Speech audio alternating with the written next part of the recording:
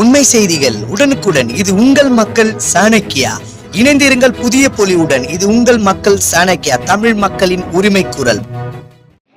கோவை மாநகராட்சி வார்டு எண் 98 குறிச்சி புதுநகர் எல்ஐசி காலனியைச் சேர்ந்த பொதுமக்கள் தங்கள் பகுதியில் FL2 அதிகாரம் பெற்ற தனியார் மதுபான கடை திறப்ப உள்ளதாகவும், இதனால் பொதுமக்கள் அனைவருக்கும் பிரச்சனை ஏற்படும் என்றும், சட்ட ஒழுங்கு போன்ற பல்வேறு பிரச்சனைகள் ஏற்படும் என்றும் தங்கள் பகுதியில் டாஸ்மாக் கடை திறப்பதற்கு எதிர்ப்பு தெரிவித்து கோவை மாவட்ட ஆட்சியர் அலுவலகத்திற்கு புகார் அளிக்க வந்திருந்தனர். அதன் காணொலியை காணலாம்.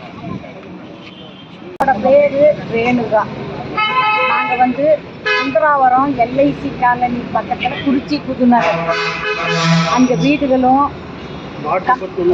வார்டு நம்பர் மாநகராட்சி, கோவை மாநகராட்சிக்கு உட்பட்ட பகுதி, வார்டு நம்பர் 98.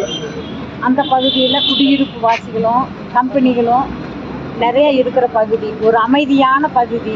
அது எல்ஐசி காலனினாலே பாரம்பரியம் மிக்க பகுதி. அதில் நாங்கள் எல்லாம் அமைதியாக வாழ்ந்துட்டு இருக்கிறோம். அதுக்கு நடுவால் கொண்டுட்டு இப்போ தனியார் பார்ன்னு கொண்டுட்டு வீடுகளும் கம்பெனிகளுக்கு நடுவால் ஆரம்பிக்கிறாங்க. நாங்கள் ஊர் பொதுமக்கள், தொழிற்சாலையில் வேலைக்கு வர்றவங்க, குழந்தைங்க விளையாடுறதுக்கு எதுக்குமே அந்த பக்கத்தில் போக முடியாது. அதனால் எங்கள் பகுதியிலிருந்து அந்த மதுக்கடை வராமல் தடுத்துக்கணுங்கிறதுக்கோசரம் நாங்கள் அமைதியான முறையில் அங்கே இருக்கிற தொழிற்சாலையில் வேலை செய்கிறவங்களும் குடும்பத்தாரும் எல்லாம் வந்திருக்கிறோம். எங்களுக்கு முடிஞ்ச அளவு அங்கே வராமல் தடுக்கணும். அதுக்கு தான் நாங்கள் எல்லா கலெக்டர்கிட்ட மனு கொடுக்க அமைதியான முறையில் வந்திருக்கிறோம்.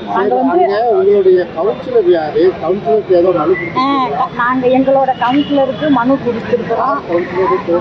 98வது வார்டு கவுன்சிலர் உதயகுமார் அவர்கிட்ட கொடுத்து, அவரும் நேற்று எங்களுக்கு கொண்டு போய் கொடுங்கன்னு மனு லெட்டர் பேரில் அடித்து கொடுத்துருக்காரு.